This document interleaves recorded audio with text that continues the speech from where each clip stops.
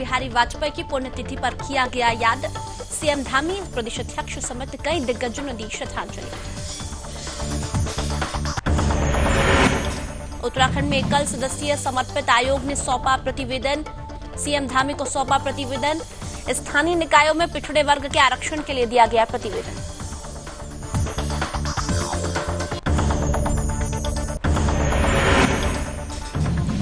उत्तराखंड में अधिकार आयोग के आयुक्त को दिलाई गई शपथ। मुख्य सचिव डॉक्टर एसएस संधू ने दिलाई शपथ। कई बड़े अधिकारी हुए शामिल। बीजेपी के प्रदेश अध्यक्ष पहुंचे हरिद्वार। बीजेपी कार्यकर्ताओं ने किया स्वागत। महेंद्र भट्ट ने जगत गुरु आश्रम पहुंचकर जगत गुरु स्वामी राज राजेश्वर आश्रम महाराज से लिया आशीर्वाद।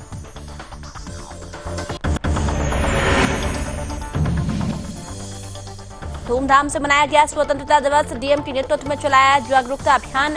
सिंगल यूज प्लास्टिक को लेकर किया गया जागरूक।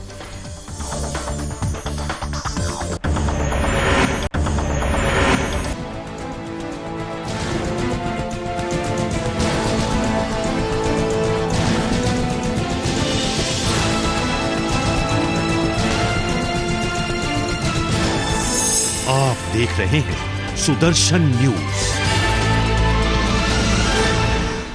नमस्कार, सुदर्शन न्यूज पर अपना उत्तराखंड देख रहे हैं आप और मैं हूं आपके साथ वागीशा। बुलेटिन की शुरुआत कर रहे हैं। खबर उत्तराखंड से है, जहां पूर्व प्रधानमंत्री भारत रत्न स्वर्गीय अटल बिहारी वाजपेयी की पुण्यतिथि पर बीजेपी नेताओं ने उन्हें याद किया। बता दें कि भाजपा मुख्यालय पर कार्यक्रम आयोजित किया गया। कार्यक्रम में सीएम धामी, प्रदेश अध्यक्ष महेंद्र भट्ट समेत कई दिग्गज शामिल हुए। वहीं प्रधानमंत्री भारत रत्न स्वर्गीय अटल बिहारी वाजपेयी की पुण्यतिथि पर सीएम धामी समेत प्रदेश अध्यक्ष महेंद्र भट्ट ने श्रद्धांजलि अर्पित की। इसी दौरान सीएम धामी ने कहा कि वे भारत के ही नहीं बल्कि विश्व के एक महान नेता थे। उनका उत्तराखंड से विशेष लगाव रहा। उन्होंने ही उत्तराखंड राज्य के गठन को मंजूरी दी थी।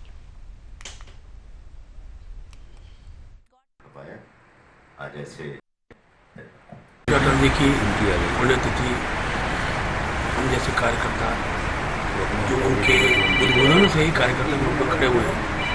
मैं तो अगर अपने राजनीतिक जीवन का पहला भाषण मैंने किसी का सुना, अटल जी थे, मृदुभाषी, और सब कार्यकर्ताओं को साथ लेकर चलने का उनको शौक था।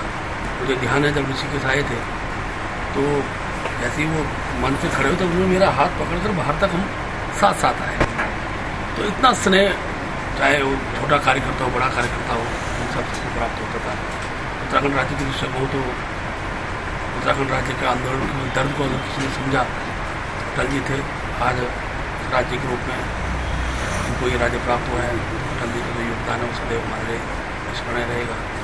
मैं आज अपनी ओर से अटल जी को श्रद्धासुमन। उत्तराखंड के स्थानीय निकायों में पिछड़े वर्ग के आरक्षण के लिए एकल सदस्यीय समर्पित आयोग के अध्यक्ष न्यायमूर्ति ब्रह्म सिंह वर्मा ने मंगलवार को मुख्यमंत्री कैंप कार्यालय में आयोग का प्रथम प्रतिवेदन मुख्यमंत्री श्री पुष्कर सिंह धामी को सौंपा। एकल सदस्यीय समर्पित आयोग के प्रथम प्रतिवेदन की संस्तुति जनपद हरिद्वार के परिप्रेक्ष्य में अंतरिम संस्तुति है, जो अंतिम प्रतिवेदन के अधीन होगी।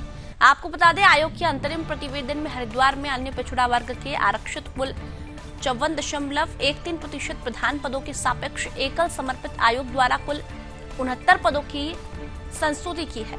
इसके साथ ही हरिद्वार में अन्य पिछड़ा वर्ग के आरक्षित कुल 54.13% प्रमुख पदों के सापेक्ष एकल समर्पित आयोग द्वारा कुल 16.66% पद की संस्तुति की गई है।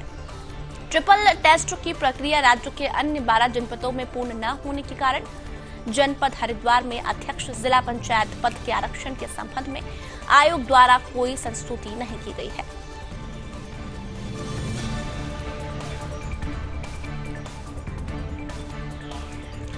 उत्तराखंड के देहरादून में आज के अधिकार आयोग के आयुक्त को शपथ दिलाई गई। आपको बता दें कि मुख्य सचिव डॉक्टर एसएस संधू ने सचिवालय में भूपाल सिंह मनराल को उत्तराखंड सेवा का अधिकार आयोग के आयुक्त के रूप में शपथ दिलाई। इसी के साथ आपको बताते चले कि इस अवसर पर अपर मुख्य सचिव आनंद वर्धन और सचिव श्री शैलेश बगोली भी उपस्थित थे।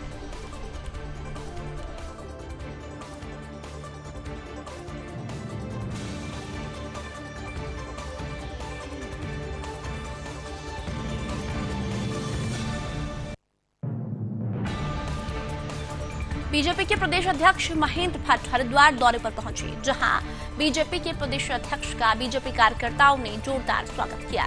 इसी दौरान प्रदेश अध्यक्ष महेंद्र भट्ट हरिद्वार में कनखल स्थित जगत गुरु आश्रम पहुंचे, जहां जगत गुरु शंकराचार्य स्वामी राजेश्वराश्रम महाराज से आशीर्वाद लेकर पेट वार्ता की। बता दें कि तिरंगे को लेकर दिए गए बयान से चर्चा में आए उत्तराखंड बीजेपी के प्रदेश अध्यक्ष महेंद्र भट्ट ने हर घर तिरंगा अभियान को सफल बताया और अपने बयान से पल्ला झाड़ते हुए कहा कि उन्होंने अपने कार्यकर्ताओं से आह्वान किया था कि हर कार्यकर्ता अपने घरों पर तिरंगा लगाए ताकि समाज विश्वास कर सके। इसी दौरान उन्होंने कांग्रेस पर भी निशाना साधा और कहा कि स्वतंत्रता दिवस पर हर घर में तिरंगा था, जबकि कांग्रेस के लोग तिरंगे पैसों को लेकर सवाल खड़े कर रहे थे। इसके साथ ही महेंद्र भट्ट ने 28 अगस्त को होने वाले कांग्रेस के प्रदर्शन पर भी चुटकी ली और कहा कि कांग्रेस महंगाई को लेकर पिछले लोकसभा चुनाव से प्रदर्शन कर रही है, लेकिन जनता उनको नकार रही है। महंगाई केवल कांग्रेस के 10 लोगों के लिए है, इसलिए उन्हें ऐसा प्रदर्शन नहीं करना चाहिए जिसे जनता नकार दे।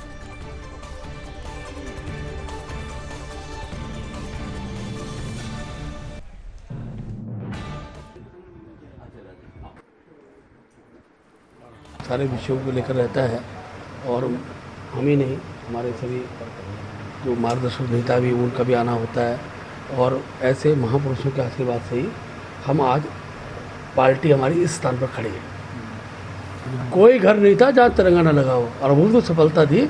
अब तो हम जनता से आग्रह कर रहे हैं कि आज और कल की तारीख में उस तिरंगे को बहुत सुरक्षित ढंग से और उसको ठीक स्थान पर अपने जो आपका देवस्थल है वहाँ पर आप उसको सुरक्षित रखें और भविष्य में दोबारा लगेगा। मेरे बयान का असर कोई विशेष रूप में नहीं, हमने सबके लिए कहा है और हमको तो दिक्कत तब हो रही जब कोई कहते हुए तिरंगे के लिए पैसा नहीं है, तो आज तो जनता ने बता दिया है कि ऐसा कोई परिवार नहीं है जिसके पास तिरंगे के लिए पैसा ना हो। ऐसे लगे तो हमने अपने कार्यकर्ता से आग्रह किया था, जनता का विषय नहीं था, हमने कार्यकर्ता से आग्रह किया था कि हमारे कार्यकर्ता इस अभियान में जुड़े हुए थे। हमारा विषय था कि हर कार्यकर्ता अपने घर में लगे, जिस कार्यकर्ता घर में न लगे उस पर समाज विश्वास नहीं करेगा, विषय था। उसको थोड़ा मीडिया ने थोड़ा दूसरे ढंग से प्रचारित कर दिया, लेकिन विषय क्या है कि हमारे सब कार्यकर्ताओं को घर में। खबर जनपद हरिद्वार से है, जहां स्वतंत्रता दिवस धूमधाम से मनाया गया। इसी बीच जिलाधिकारी श्री विनय शंकर पांडे ने स्वतंत्रता दिवस के अवसर पर आजादी के अमृत महोत्सव के अंतर्गत कलेक्ट्रेट परिसर से सिंगल यूज प्लास्टिक को प्रतिबंधित करने के लिए जन जागरूकता लाने के अभियान के अंतर्गत पर्यावरण संरक्षण और जलवायु विभाग द्वारा तैयार जागरूकता रथ को हरी झंडी दिखाकर रवाना किया। जिलाधिकारी श्री विनय शंकर पांडे ने इस मौके पर बताया कि जागरूकता रथ पूरे सप्ताह तक संपूर्ण जनपद में विभिन्न स्थानों में जाकर सिंगल यूज प्लास्टिक के संबंध में आम जनमानस को ऑडियो और वीडियो साथ ही नुक्कड़ नाटक के माध्यम से जागरूकता लाने का कार्य करेगा। विनय शंकर पांडे ने कहा कि सिंगल यूज प्लास्टिक के उत्पादों प्लास्टिक स्ट्रिक का उपयोग नहीं करें। साथ ही उन्होंने कहा कि स्टील के ग्लास, कांच की बोतल, मिट्टी की बोतल का इस्तेमाल करना चाहिए। उन्होंने कहा कि आगामी कुछ दिनों तक सिंगल यूज प्लास्टिक के संबंध में हमारा प्रचार प्रसार का अभियान चलेगा। साथ ही उन्होंने ये भी कहा कि प्लास्टिक यूज करने वाले पर कार्रवाई की जाएगी।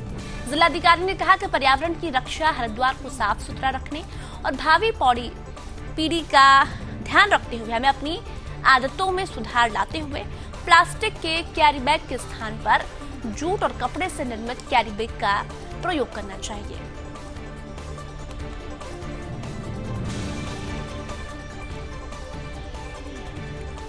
पूरे देवभूमि में आजादी का 75वां वर्षगांठ बड़े ही धूमधाम से मनाया गया। इसी कड़ी में बागेश्वर जिले के ग्रामीण क्षेत्रों में रहने वाले लोगों ने स्वतंत्रता दिवस के अवसर पर ध्वजारोहण किया। इसी दौरान पिछड़े समाज के लोगों की जन आवाज बनकर सड़क पर संघर्ष करने वाले सामाजिक कार्यकर्ता सुंदर सोनियाल ने भी शामिल हुए। इस बीच सामाजिक कार्यकर्ता ने स्वतंत्रता दिवस की बधाई दी। साथ ही उन्होंने वर्तमान राजनेताओं से अपील की है कि अपने क्षेत्र की समस्याओं के समाधान के बारे में सोचें, साथ ही क्षेत्र की समस्याओं का समाधान करें। सुंदर सोनियाल का कहना है कि बड़े संघर्षों से प्राप्त इस आजादी के मोल को कम न होने दें। पहाड़ के क्षेत्रीय जन नेताओं से अपील की है कि जनता की धरातलीय सुध लेने का प्रयास करें, जिससे सभी पहाड़ के लोगों का विकास हो सके।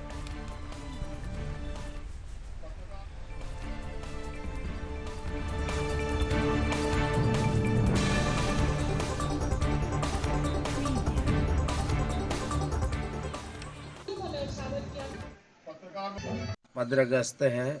आज हमारा देश आज़ाद हुआ था अंग्रेज़ों की गुलामी से। हम छोटे थे और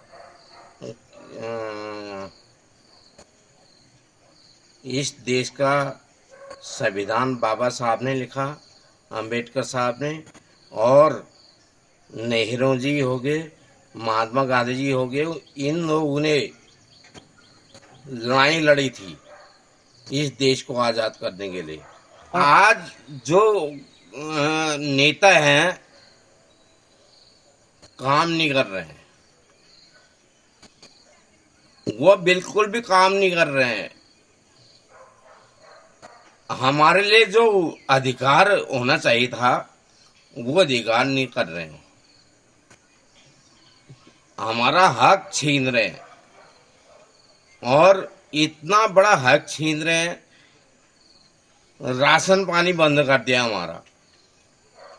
और मैं इन नेताओं को यही संदेश देना चाहता हूं कि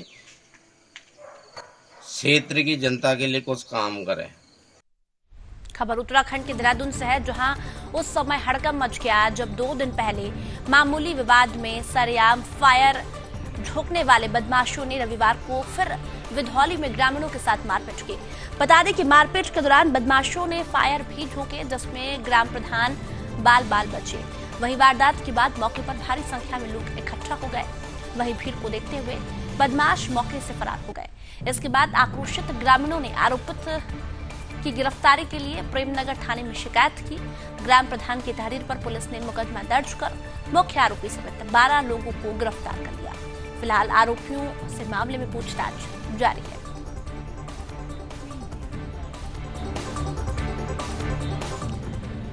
जनपद उधमसिंह नगर के सीमांत खटीमा में पुलिस प्रशासन को बड़ी कामयाबी हाथ लगी है। बता दें कि कुटरी निवासी होशियार सिंह कन्याल के घर में 25 जून को दिन दहाड़े मकान का ताला तोड़कर हुई चोरी के मामले में 3 चोरों को पुलिस ने गिरफ्तार किया।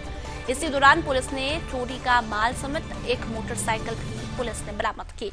बता दें कि उच्च अधिकारियों के पर्यवेक्षण में खटीमा सीओ भूपेंद्र सिंह भंडारी के निर्देशन में पुलिस टीम को 15 अगस्त को मुखबिर की सूचना मिली थी, जिसके बाद पुलिस ने चेकिंग के दौरान आरोपियों को गिरफ्तार किया। फिलहाल मामले में आरोपियों से पूछताछ जारी है।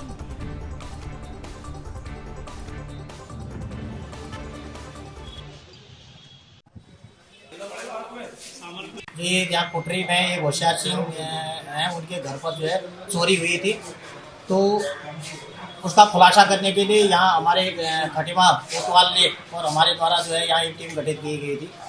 कल 15 तारीख को मुखबिर द्वारा ये सूचना दी गई कि जो होशियार सिंह के घर पर चोरी हुई है, उसके जो उसमें चोर हैं वो पीलीभीत की तरफ, खटीमा से पीलीभीत की तरफ से माल को बेचने के लिए जा रहे हैं। हमने तुरंत वहाँ पर टीम भेजी और उन लोगों को पकड़ लिया, तो उनसे जो है सारा माल भी बरामद हो गया। एक काशिम नाम का अपराधी है उसमें, जिससे एक 315 बोर का तमंचा और 5 कारतूस भी बरामद हुए। 325 शाम से अभियुक्तों को कर दी गई है और जो है अभियुक्तों को गिरफ्तार कर दिया है। उत्तराखंड में आजादी का 75वीं वर्षगांठ धूमधाम से मनाई गई। इसी कड़ी में आजादी की 76वीं वर्षगांठ पर दारमा घाटी में चीन सीमा की अंतिम चौकी दावे में आईटीबीपी ने बड़े शान से राष्ट्रीय गान के साथ तिरंगा फहराया। इसी दौरान आईटीबीपी लोहाघाट के सेनानी बसंत मुगल, चौकी प्रभारी सहायक सेनानी विकास थैया समेत जवान मौजूद रहे। इसी दौरान बसंत नोगल ने गोठी, झिमिरगांव, दर, बालिंग, ठाकर, विदांग और दावे के सभी चौकी प्रभारियों व हिमवीरों के साथ साथ स्थानीय लोगों को स्वतंत्रता दिवस की शुभकामनाएं दी। वहीं उत्तरकाशी से लगी चीन सीमा पर भी आईटीबीपी के जवानों ने तिरंगा फहराकर आजादी का जश्न मनाया। उधर 11वीं एसएसबी डीडी हाट की ओर से भी व्यास घाटी के चीन सीमा के गूंजी, कालापानी और नाभी ढांग चौकी तक राष्ट्रीय गान और भारत माता की जयकारों के साथ बड़े शान से तिरंगा झंडा फहराया गया। ध्वजारोहण के बाद सभी सीमा चौकियों व वाहिनी मुख्यालय में वृक्षारोपण भी किया गया। वहीं धारचूला में झूला पुल पर नेपाल के एपीएफ डिप्टी एसपी जगत डांगा, नेपाल पुलिस के निरीक्षक जगत मगर व भारतीय जवानों ने एक दूसरे को मिष्ठान वितरण कर स्वतंत्रता दिवस धूमधाम से मनाया। नेपाल से आए सेना बल के अधिकारियों ने एसएसबी के अधिकारियों को स्वतंत्रता दिवस की शुभकामनाएं दी।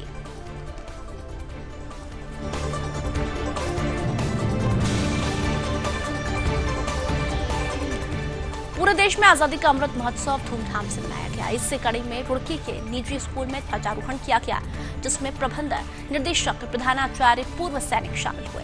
बता दें कि दीप प्रज्वलित कर कार्यक्रम का शुभारंभ किया गया। आजादी के अमृत महोत्सव के अवसर पर सांस्कृतिक कार्यक्रम का शुभारंभ सरस्वती वंदना से किया गया। सांस्कृतिक कार्यक्रम की श्रृंखला में आजादी का अमृत महोत्सव, गीत, नृत्य, नाटिका, भारत माता स्तुति, योग प्रस्तुति दी गई। कार्यक्रम के मुख्य अतिथि श्री जगदीप चौहान जी ने अपने उद्बोधन में सभी देशवासियों को एकजुट होने का आह्वान किया।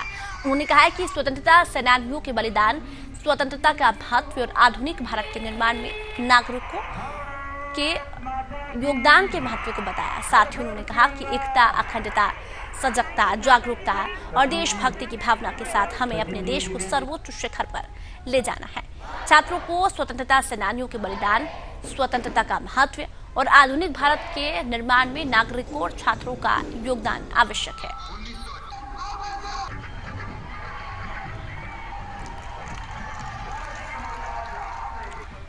खबर उत्तराखंड के जनपद हरिद्वार से है, जहां आजादी का 75वीं वर्षगांठ बड़े ही धूमधाम से मनाई गई। इसी कड़ी में नगर क्षेत्र रुड़की जनपद हरिद्वार में नगर निगम रुड़की की तरफ से अग्निशमन और आपात सेवा केंद्र पर सम्मान सभा आयोजित की गई। सम्मान कार्यक्रम में रुड़की विधायक माननीय श्री प्रदीप बत्रा, नगर आयुक्त महोदय, नगर निगम रुड़की और जनता की उपस्थिति में रुड़की शहर महापौर श्री गौरव गोयल की तरफ से फायर स्टेशन रुड़की पर तैनात लीडिंग फायरमैन अतर सिंह राणा को शहर में हुए विभिन्न अग्निकांडों में किए गए सराहनीय कार्यों, वैश्विक महामारी कोविड काल के दौरान और उत्कृष्ट सेवा के लिए स्मृति चिन्ह देकर सम्मानित किया गया। इसी दौरान विधायक और माननीय महापौर महोदय की तरफ से फायर सर्विस के समस्त कार्मिकों के कार्यों की भी प्रशंसा की गई। साथ ही सभी को बधाई दी गई।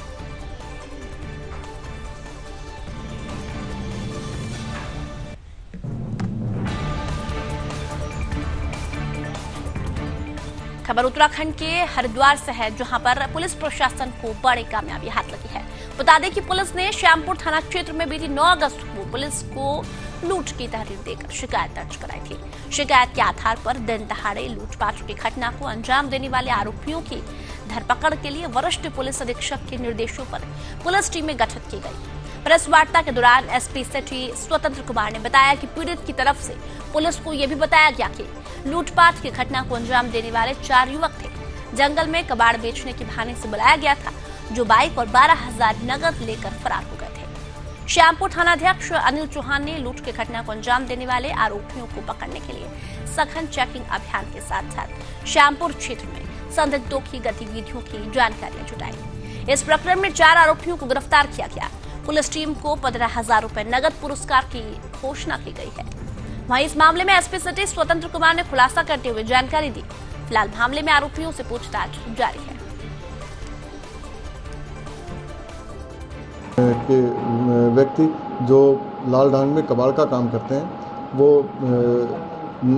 बिजनौर के ही रहने वाले हैं। उनकी सूचना पे पुलिस जब गई तो पता चला कि उनको 4 व्यक्ति आए और कबाड़ लेने के बहाने उनको लेके गए साथ में, और जंगल के रास्ते में जहाँ पे किसी तरह का कोई कम्युनिकेशन भी नहीं था और सीसीटीवी फुटेज भी नहीं थी, वहाँ पे उनकी बाइक और उनसे पैसे लूट लिए। इस सूचना पे चूँकि वहाँ पे सीसीटीवी वगैरह कुछ नहीं था, तो मैनुअली पुलिस ने एक अच्छा कार्य किया। इसमें टीम बनाई गई और हमारी एसपी मैम भी हैं और एसओ, दोनों लोग इसमें बहुत ही इंटरेस्ट के साथ कार्य भी किए।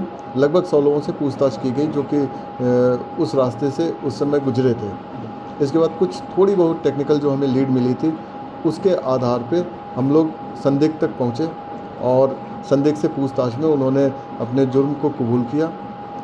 घटना में प्रयुक्त जो 2 बाइक्स थी उसको भी बरामद किया गया और जो लूटी गई बाइक थी उसको भी बरामद किया गया। इसके अलावा 6,000 रुपये इनके पास से बरामद हुआ है और ये एक साथी टाइप के क्रिमिनल हैं जो इसके पूर्व में भी घटना को अंजाम दे चुके हैं। खबर उत्तराखंड से है, जहां भारी बारिश के चलते सलधार के पास चट्टान टूटने से जोशीमठ मलारी हाईवे को बंद कर दिया गया था। लेकिन अब चट्टान टूटने से बंद जोशीमठ मलारी हाईवे को छोटे वाहनों की आवाजाही के लिए खोल दिया गया। लेकिन हाईवे के हिल साइड पर अभी भी बड़े बड़े बोल्डर अटके हुए हैं, जिससे यहां वाहनों की आवाजाही खतरनाक बनी हुई है।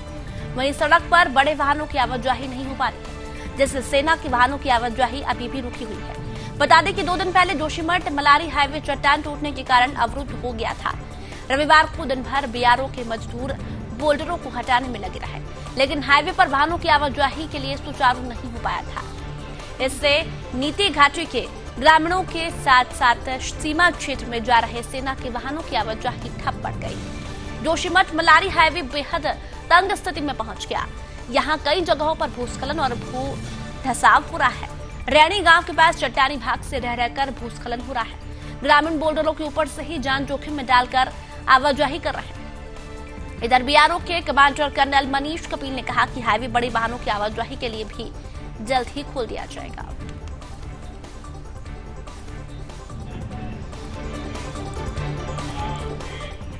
रामनगर में स्वतंत्रता दिवस धूमधाम से मनाया गया। इस दौरान स्वतंत्रता दिवस के अवसर पर कांग्रेस की तरफ से उत्तराखंड में भारत जोड़ो तिरंगा यात्रा निकाली गई। वहीं इस तिरंगा यात्रा का रामनगर में पूरे जोश के साथ समापन किया गया। बता दें कि ये यात्रा पिरुमदारा किसान इंटर कॉलेज से नेता प्रतिपक्ष यशपाल आर्य, कांग्रेस पूर्व प्रदेश अध्यक्ष प्रीतम सिंह और कांग्रेस के वरिष्ठ नेता व पूर्व विधायक रणजीत सिंह रावत की अगुवाई में शुरू हुई। विभिन्न ग्रामीण इलाकों से गुजरते हुए ये यात्रा रामनगर पहुंची, जहां नगर भ्रमण के बाद पैठ पड़ाव इसका विधिवत समापन किया गया। नेता प्रतिपक्ष यशपाल आर्य ने बताया कि कांग्रेस की यात्रा उत्तराखंड में 9 अगस्त से शुरू की गई थी, जिसका स्वतंत्रता दिवस के दिन समापन हुआ है। कांग्रेस की इस यात्रा में भारी संख्या में लोग मौजूद रहे। खबर उत्तराखंड के खटीमा से है, जहां भारी बारिश के चलते खटीमा में जल भराव को लेकर ग्रामीणों ने मांग की। बता दें कि पीलीभीत रोड बोडेली चौराहे से रेलवे क्रॉसिंग की तरफ जाने वाली रोड पर बारिश के चलते जल जमाव हो गया है, जिससे लोगों को आने जाने में भारी परेशानियों का सामना करना पड़ रहा है। वहीं इस मामले में ग्रामीणों ने शासन प्रशासन और पीडब्ल्यूडी से तत्काल मरम्मत और निर्माण की मांग की। साथ ही ग्रामीणों ने कहा कि हमारी समस्याओं का समाधान जल्द से जल्द किया जाए। इतना ही नहीं, ग्रामीणों ने कहा है कि हमारी मांग अगर पूरी नहीं की गई तो हम धरना प्रदर्शन करेंगे।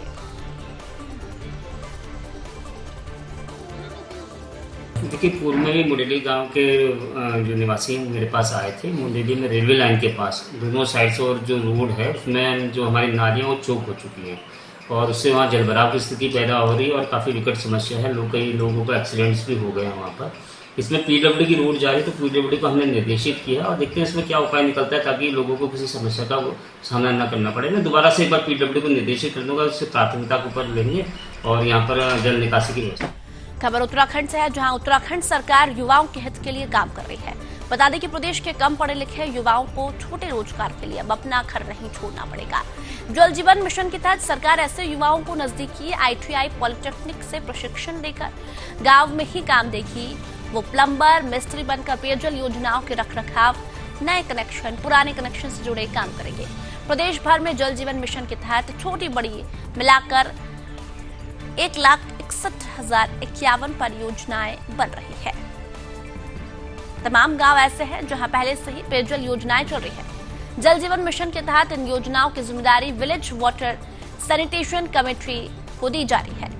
एक बार घर घर तक नल लगने के बाद इनके रखरखाव, नए कनेक्शन लगाने, पुरानी लाइन की मरम्मत करने के लिए बड़ी संख्या में युवाओं की जरूरत है। पेयजल विभाग ने तय किया है कि इसके लिए तकनीकी शिक्षा विभाग से सहयोग लिया जाएगा। गांव के निकटतम ITI पॉलिटेक्निक में इन युवाओं को प्लम्बर मिस्त्री के लिए विशेष प्रशिक्षण दिया जाएगा। ये प्रशिक्षण सितंबर में शुरू होने जा रहा है। सरकार ने तय किया है कि सभी सरकारी इंजीनियरिंग कॉलेजों के बीटेक अंतिम साल के छात्रों को भी जल जीवन मिशन की योजनाओं का प्रशिक्षण दिया जाएगा। उन्हें अंतिम साल की 1 महीने की ट्रेनिंग के बाद पेयजल विभाग की ओर से प्रमाण पत्र भी दिया जाएगा। पेयजल योजना की रिपोर्ट बनाकर विभाग में जमा कराने पर ही प्रमाण पत्र मिलेगा।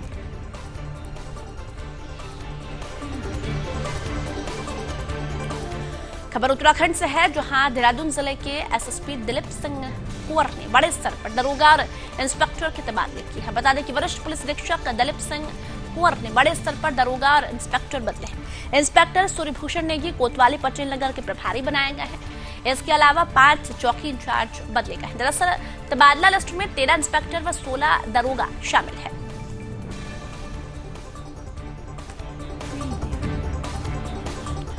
खबर उत्तराखंड के जनपद हरिद्वार से है कि पुलिस को कामयाबी हासिल हुई है। बता दें कि हरिद्वार में कावड़ मेले के दौरान 7 दुकानों में चोरी की वारदात सामने आई थी, जिसका पुलिस प्रशासन की टीम ने पर्दाफाश किया। बता दें कि इस मामले में थाने में एफआईआर दर्ज करवाई गई थी, जिसके बाद पुलिस ने मामले को दर्ज कर जांच शुरू की थी। वहीं जांच के दौरान पुलिस की टीम ने चोरी की वारदात को अंजाम देने वाले आरोपियों को पकड़ने के लिए थानाध्यक्ष बहादुराबाद के नेतृत्व में टीम गठित की। पुलिस टीम ने मुखबिर की सूचना के आधार पर आरोपियों को गिरफ्तार किया। फिलहाल मामले में आरोपियों से पूछताछ जारी है।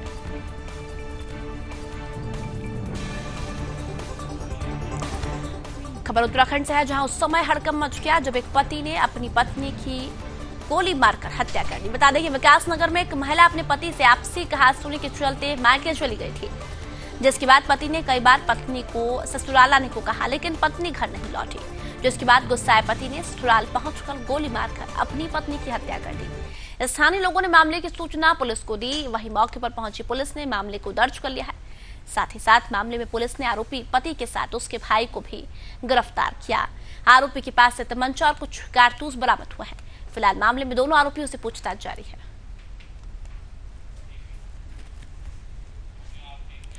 खबर उत्तराखंड की पौड़ी गढ़वाल से है, जहां पौड़ी जिले के चौबट्टा खाल विधानसभा के सतपुली तहसील के अंतर्गत राजस्व क्षेत्र के गांव में युवती से दुष्कर्म करने का मामला सामने आया। पुलिस का कहना है कि दोनों एक ही गांव के रहने वाले हैं। मामले में परिजनों की तहरीर पर राजस्व पुलिस ने दुराचार और SC/ST सहित विभिन्न धाराओं में मामला दर्ज किया। वहीं राजस्व पुलिस के काम नहीं करने के कारण यह मुकदमा DM के आदेश पर रेगुलर पुलिस को ट्रांसफर किया गया। इस मामले में CO सदर पुलिस पौड़ी PL टमटा ने जानकारी देते हुए बताया कि राजस्व क्षेत्र के इस मुकदमे में पुलिस पीड़िता के घर गई और परिजनों के बयान लिए गए थे, जिसके बाद युवती का मेडिकल करवाते हुए मजिस्ट्रेट बयान भी लिए गए थे। मेडिकल रिपोर्ट में युवती गर्भवती पाई गई। वहीं परिजनों ने आरोप लगाया है कि आरोपी अब शादी भी नहीं कर रहा है। फिलहाल पुलिस ने परिजन की शिकायत पर आरोपी को गिरफ्तार कर लिया। पुलिस टीम में उप निरीक्षक विनोद कुमार, मुकेश दत्त, पूरन सिंह दानू शामिल हुए हैं।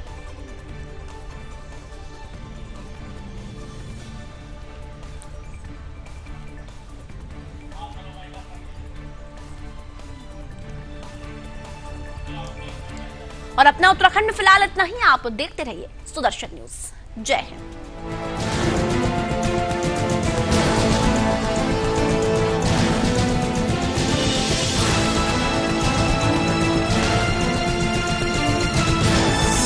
आप देख रहे हैं सुदर्शन न्यूज।